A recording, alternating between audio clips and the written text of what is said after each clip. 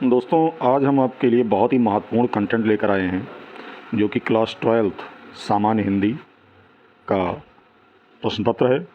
और ये 2021 का प्रश्न पत्र है, जिसको हम सॉल्व करेंगे। बहुत ही इम्पोर्टेंट वीडियो है आपके लिए, क्योंकि पहला पेपर आपका हिंदी होने जा रहा है।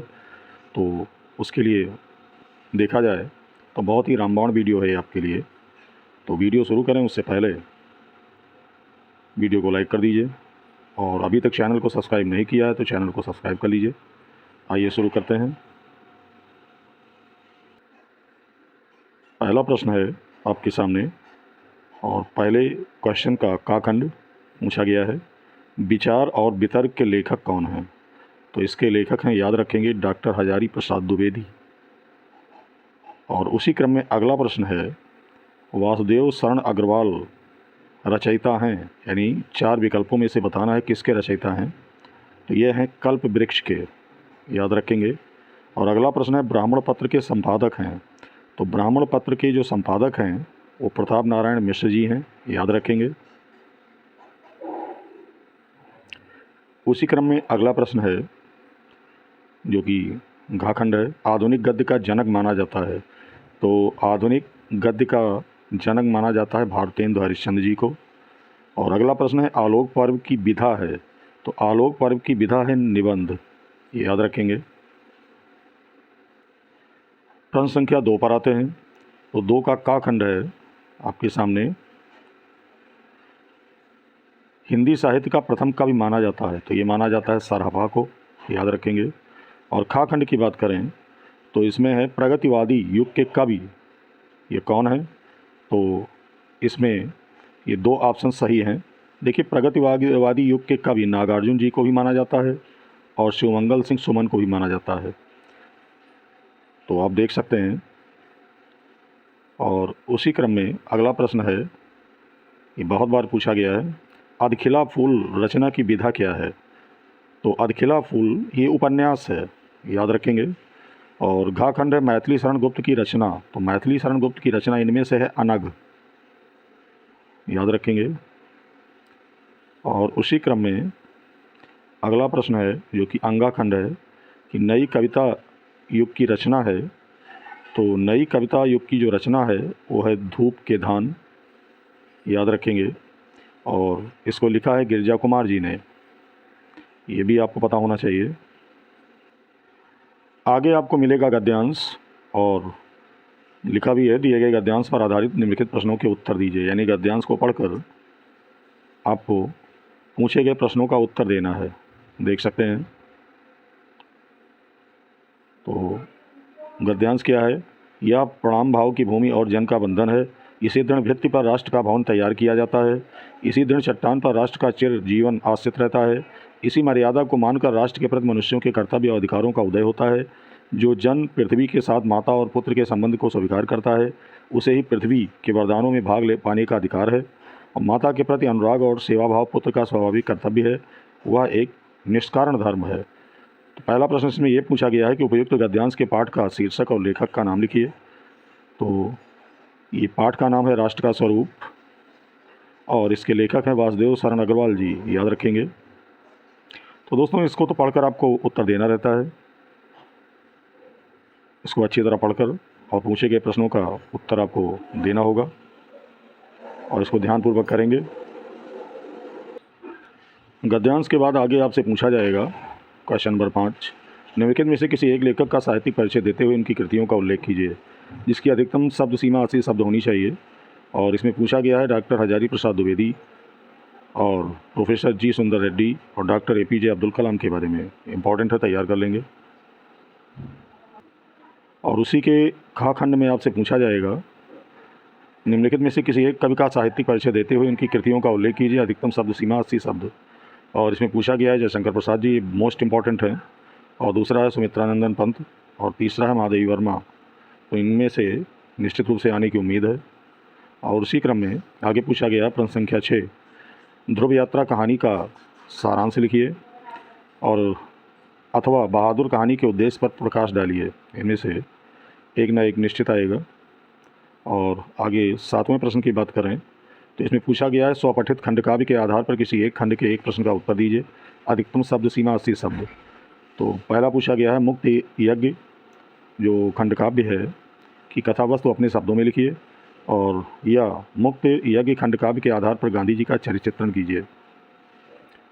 तो ये दो तरह से पूछा जा सकता है, देख लेंगे। उसी क्रम में आगे है सत्य की जीत खंडकाव्य के प्रमुख पात्र का चरित्रांकन कीजिए, और सत्य की जीत खंडकाव्य का कथानक संक्षेप में लिखिए। रसमरथी खंडकाव्य के द्वितीय सर्ग की कथा वस्तु लिखिए। और आप देख सकते हैं खंडकाव्य से क्वेश्चन आते हैं। उसी क्रम में आगे पूछा गया है श्रवण कुमार खंडकाव्य के आधार पर श्रवण कुमार का चरित्र चित्रण कीजिए, अथवा श्रवण कुमार खंडकाव्य के अभिशाप सर्ग की कथा वस्तु लिखिए।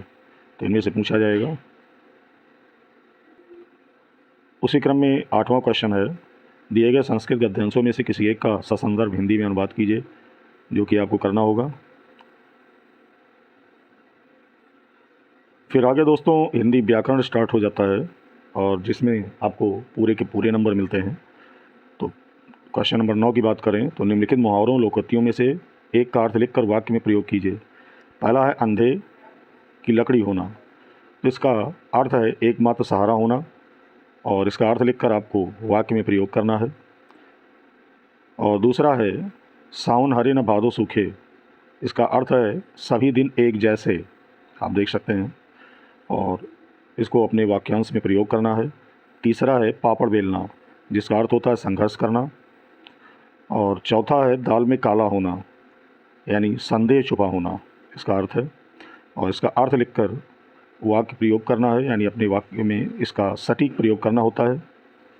उसी क्रम में अगला है जो कि संधि से संबंधित है। निम्नलिखित शब्दों के संधि विच्छेद के सही विकल्प का चयन कीजिए। तो पहला पूछा गया है अन्वेषणम का सही संधि विच्छेद है, तो इसका सही है अनुधन ऐषणम, याद रखेंगे। और अगला जो संधि विच्छेद है बहुत पूछा जाता है, राजर्षि का सही संधि विच्छेद बताना है, तो इसका सही संधि विच्छेद होगा राज धन ऋषि, याद रखेंगे।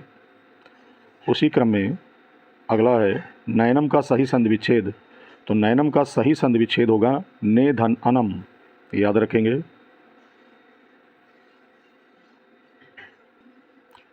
उसी क्रम में अगला प्रश्न है जो कि खाखंड है, दिए गए निम्नांकित शब्दों की विभक्ति और वचन का सही चयन कीजिए।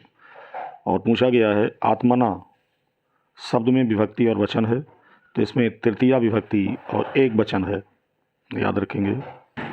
और अगला है नामस्व शब्द में विभक्ति और वचन है, तो नामस्व शब्द में विभक्ति और वचन है सप्तमी विभक्ति बहुवचन, याद रखेंगे।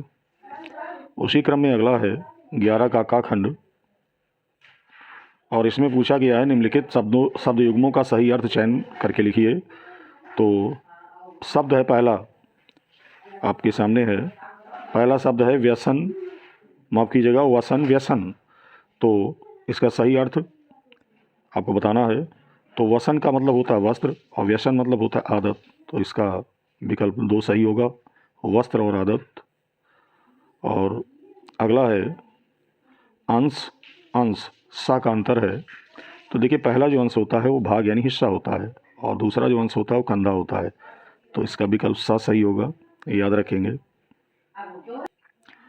अगला है खा खंड, निम्नलिखित शब्दों में से किसी एक शब्द के 2 अर्थ लिखिए। अब पहला है अंबर, तो अंबर का मतलब वस्त्र भी होता है और आकाश भी होता है।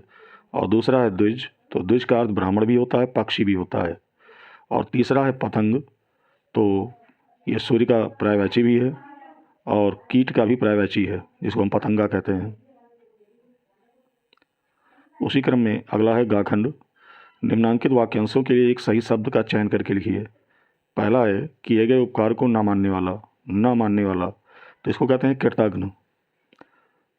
और दूसरा है जो पहले कभी ना हुआ हो, तो इसका एक शब्द होगा अभूतपूर्व, याद रखेंगे। और अगला है निम्नलिखित में से किन्हीं 2 शब्दों को शुद्ध करके लिखिए। पहला है इस सरोवर में अनेकों कमल खिले हैं, तो यहाँ अनेकों नहीं अनेक होना चाहिए।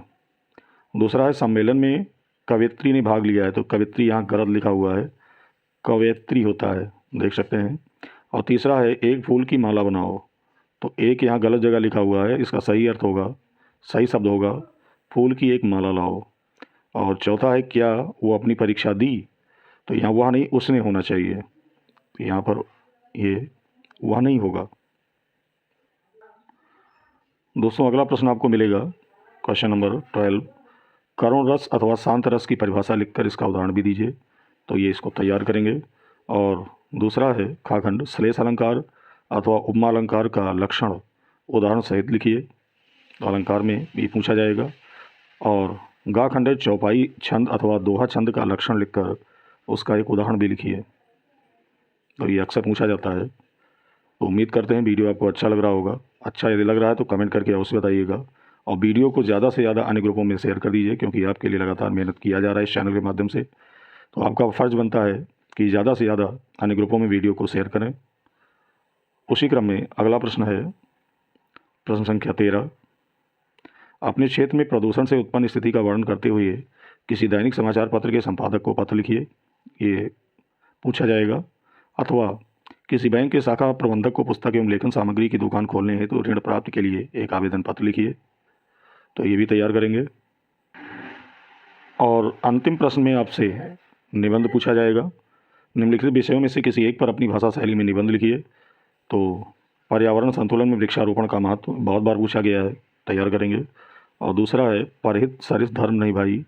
और तीसरा है साहित्य में लोक कल्याण की भावना। और चौथा है बढ़ती जनसंख्या तथा रोजगार की समस्या।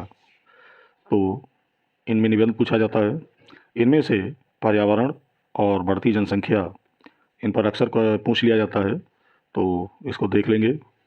तो ये था 2021 का हल प्रश्न पत्र। वीडियो कैसा लगा कमेंट करके अवश्य बताइएगा। मिलते हैं एक नए सब्जेक्ट के हल प्रश्न पत्र के साथ एक नए वीडियो में। और तब तक के लिए यदि आपने चैनल को सब्सक्राइब नहीं किया है, आगे भी चाहते हैं कि महत्वपूर्ण कंटेंट इस चैनल से मिलते रहें, तो चैनल को सब्सक्राइब कर लीजिए। बहुत बहुत धन्यवाद।